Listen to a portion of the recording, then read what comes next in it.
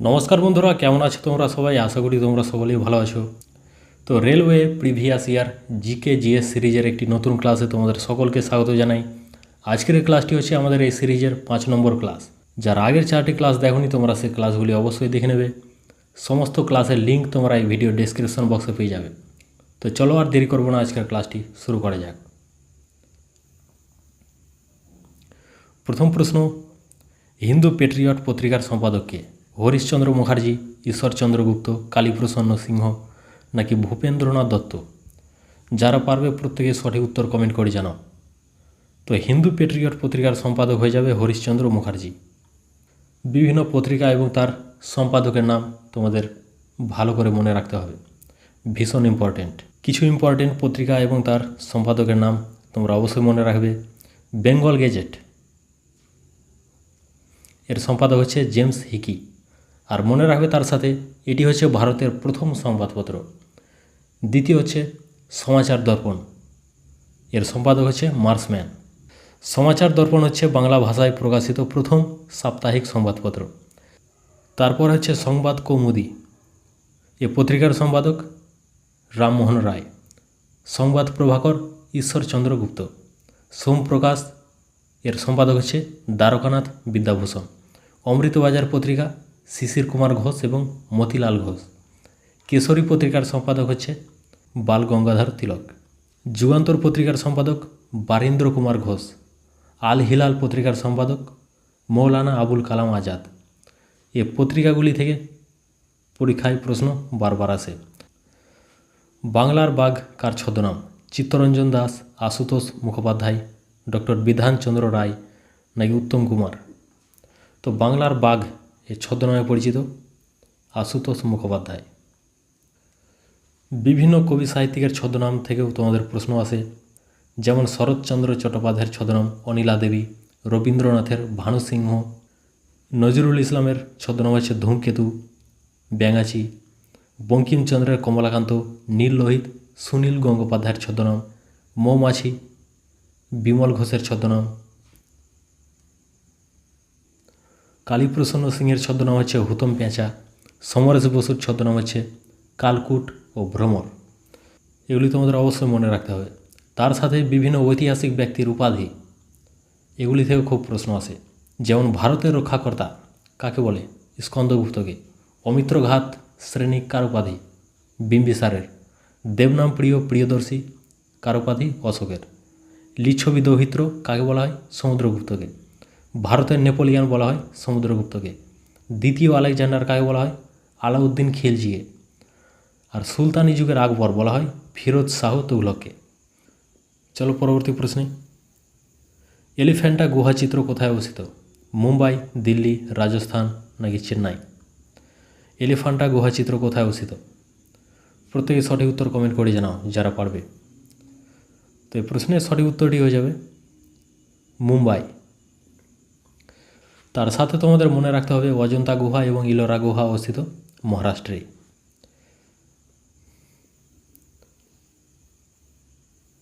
পরবর্তী প্রশ্ন, বাষ্প থেকে তরল অবস্থায় পদার্থের রূপান্তরকে কি বলে? স্ফুটন, ঘনীভবন, গলন নাকি বাষ্পীভবন? বাষ্প থেকে তরল অবস্থায় পদার্থের রূপান্তরকে কি বলে? তো এই প্রশ্নের সঠিক উত্তরটি হয়ে যাবে ঘনীভবন।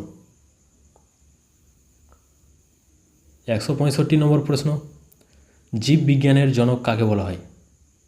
প্লেটোকে, পাস্তুরকে, অ্যারিস্টটলকে নাকি রবার্ট হুককে?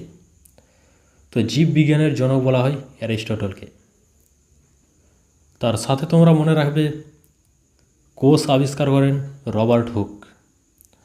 আর পাস্তুর আবিষ্কার করেছিলেন জলাতঙ্ক রোগের টিকা, লুই পাস্তুর।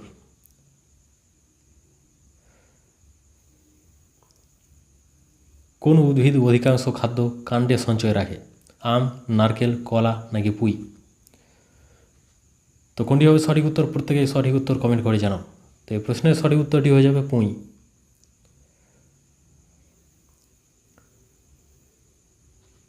পরবর্তী প্রশ্ন, লেন্সের ক্ষমতার একক কী? লুমেন, ক্যান্ডেলা, ডায়াপ্টার নাকি কোনোটি সঠিক নয়? তো লেন্সের ক্ষমতার একক হচ্ছে ডায়াপ্টার। বিভিন্ন রাশির একক তোমাদের খুব ভালোভাবে মনে রাখতে হবে।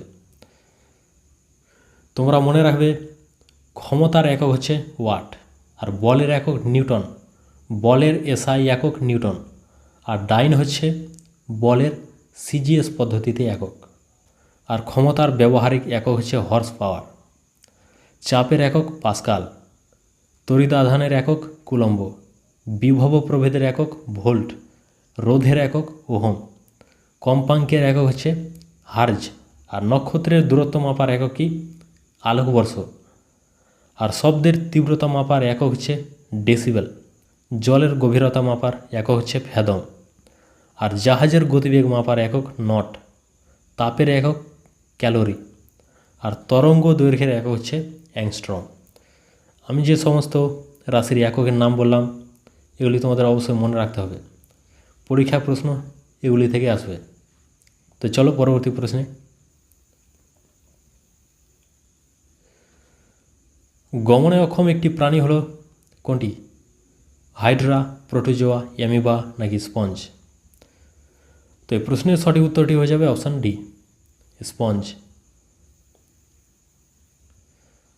169 নম্বর প্রশ্ন, পঞ্চম বেদ কাকে বলে? রামায়ণকে, ভাগবত গ্রন্থকে, বিষ্ণু পুরাণকে নাকি মহাভারতকে? তো পঞ্চম বেদ বলা হয় মহাভারতকে।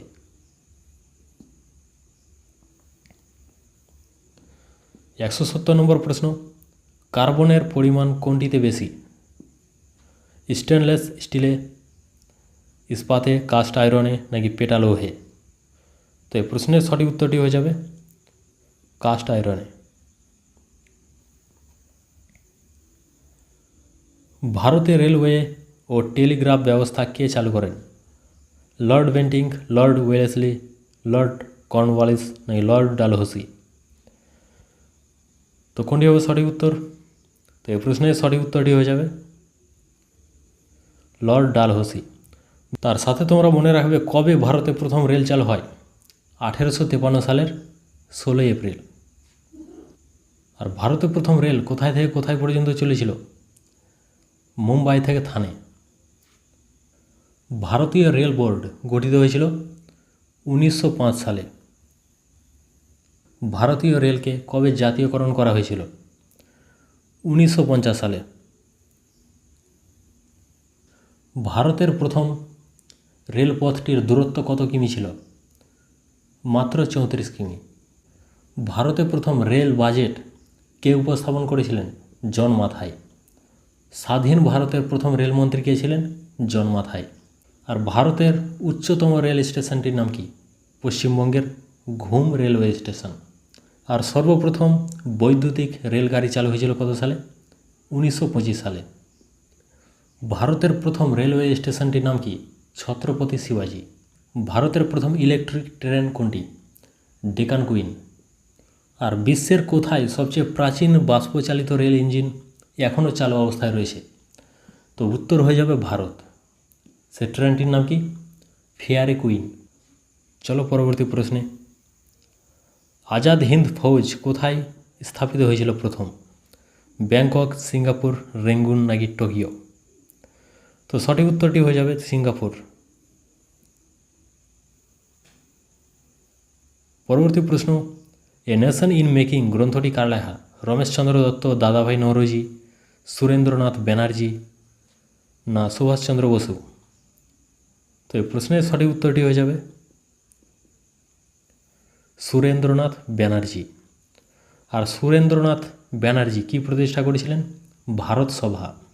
ভারত সভার প্রতিষ্ঠাতাকে সুরেন্দ্রনাথ ব্যানার্জি। তার সাথে তোমরা মনে রাখবে যে দাদাভাই নওরোজিকে বলা হয় grand old man of India. ভারতের মহান বৃদ্ধ কাকে বলা হয়? দাদাভাই নওরোজিকে। আর ফরওয়ার্ড ব্লক প্রতিষ্ঠা করেছিলেন নেতাজি সুভাষচন্দ্র বসু। চলো পরবর্তী প্রশ্নে। 1907 সালে কংগ্রেসের কোন অধিবেশনে চরমপন্থী এবং নরমপন্থীদের মধ্যে বিভাজনের দিকে পরিচালিত হয়েছিল? কলকাতা, সুরাট, মাদ্রাজ নাকি বোম্বে? তো এই প্রশ্নের সঠিক উত্তরটি হয়ে যাবে সুরাট অধিবেশনে। চলো পরবর্তী প্রশ্নে। কংগ্রেসের কোন অধিবেশনে পূর্ণ স্বাধীনতার লক্ষ্য ঘোষণা করা হয়? বোম্বাই 1942, লাহোর 1929, সুরাট 1932 নাকি কলকাতা 1927? কোনটি হবে সঠিক উত্তর? তো এই প্রশ্নের সঠিক উত্তরটি হচ্ছে লাহোর 1929।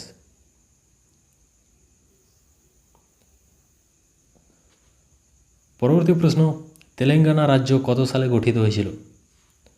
2 জুন 2014, 21 জানুয়ারি 1972, 1 অক্টোবর 1953 নাকি 20 ফেব্রুয়ারি 1987? প্রত্যেকে সঠিক উত্তর কমেন্ট করে জানাও। তো এই প্রশ্নের সঠিক উত্তরটি হয়ে যাবে 2 জুন 2014। তার সাথে তোমাদের অবশ্যই মনে রাখতে হবে অন্ধ্রপ্রদেশ বিভক্ত হয়ে গঠিত হয়েছিল তেলেঙ্গানা। আর এই প্রশ্নটি খুবই আসে যে ভারতে ভাষার ভিত্তিতে গঠিত প্রথম রাজ্য কোনটি? সঠিক উত্তর হয়েছে অন্ধ্রপ্রদেশ। 1 নভেম্বর 2000 সালে মধ্যপ্রদেশ ভাগ হয়ে ছত্তিশগড় রাজ্যটি গঠিত হয়েছিল। আর 15 নভেম্বর 2000 সালে বিহার বিভক্ত হয়ে গঠিত হয়েছিল ঝাড়খণ্ড। আর 1971 সালে মণিপুর, ত্রিপুরা, মেঘালয় রাজ্যের স্বীকৃতি পায়। আর মনে রাখবে তার সাথে সিকিম ভারতের একটি পূর্ণাঙ্গ রাজ্য হিসেবে পরিণতি পায় কত সালে? 1975 সালে। চলো পরবর্তী প্রশ্নে। 1953 সালের রাজ্য পুনর্গঠন কমিশনের চেয়ারম্যান হিসেবে কে নিযুক্ত হন? বিচারপতি ফজল আলী, বিচারপতি এস.কে. ধর, বল্লভভাই প্যাটেল নাকি সীতারামাইয়া? তো কোনটি হবে সঠিক উত্তর? তো এই প্রশ্নের সঠিক উত্তরটি হয়ে যাবে অপশন এ, বিচারপতি ফজল আলী। রাজ্য পুনর্গঠন আইন কত সালে পাস হয়? 1953, 1956, 1952 নাকি 1957? তো কোনটি হবে সঠিক উত্তর? তো এই প্রশ্নের সঠিক উত্তরটি হয়ে যাবে 1956। চলো পরবর্তী প্রশ্নে। মৌলিক অধিকার ভারতীয় সংবিধানের কোন অনুচ্ছেদে রয়েছে? 1 থেকে 4, 5 থেকে 10, 12 থেকে 35 নাকি 36 থেকে 51? মৌলিক অধিকার ভারতীয় সংবিধানের কোন অনুচ্ছেদে রয়েছে? তো এই প্রশ্নের সঠিক উত্তরটি হয়ে যাবে 12 থেকে 35 নম্বর অনুচ্ছেদে। ভারতীয় সংবিধানে কয়টি মৌলিক অধিকার রয়েছে? 6টি। আগে ছিল 7টি, কিন্তু যে সম্পত্তির অধিকার এটিকে মৌলিক অধিকার থেকে সরিয়ে আইনগত অধিকারে পরিণত করা হয়েছে। তো সেই 6টি মৌলিক অধিকার কী কী? সাম্যের অধিকার, স্বাধীনতার অধিকার, শোষণের বিরুদ্ধে অধিকার, ধর্মীয় স্বাধীনতার অধিকার, সংস্কৃতি ও শিক্ষা বিষয়ক অধিকার, শাসনতান্ত্রিক প্রতিবিধানের অধিকার। তো এখানে কথা হচ্ছে সাম্যের অধিকার কত নম্বর থেকে কত নম্বর ধারার মধ্যে রয়েছে?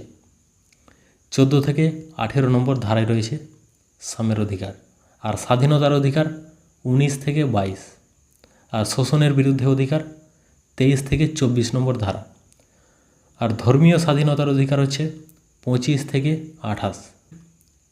সংস্কৃতি ও শিক্ষা বিষয়ক অধিকার রয়েছে 29 থেকে 30 নম্বর ধারায়। আর শাসনতান্ত্রিক প্রতিবিধানের অধিকার রয়েছে 32 থেকে 35 নম্বর ধারায়। তো এই মৌলিক অধিকার ভারতীয় সংবিধানে কোন দেশের সংবিধান থেকে গৃহীত হয়েছে? মার্কিন যুক্তরাষ্ট্রের সংবিধান থেকে। তোমরা মনে রাখবে গণতান্ত্রিক শাসন ব্যবস্থার ধারণা এটি নেওয়া হয়েছে ব্রিটেন থেকে। আর জরুরি অবস্থা জার্মানি, যুগ্ম তালিকা অস্ট্রেলিয়া, সংবিধান সংশোধন এটি নেওয়া হয়েছে দক্ষিণ আফ্রিকা থেকে। আর এক নাগরিকত্ব ব্রিটেন। মৌলিক কর্তব্য কোন দেশের সংবিধান থেকে নেওয়া হয়েছে? রাশিয়া। আর নির্দেশমূলক নীতি আইরিশ সংবিধান থেকে। প্রস্তাবনার ভাষা অস্ট্রেলিয়া। চলো পরবর্তী প্রশ্নে। ভারতের নাগরিকত্ব আইন কত সালে পাস হয়? 1950, 1960, 1948 নাকি 1955? কোনটি হবে সঠিক উত্তর? তো এই প্রশ্নের সঠিক উত্তরটি হয়ে যাবে 1955। ভারতের নাগরিকত্ব আইন পাস হয় 1955 সালে।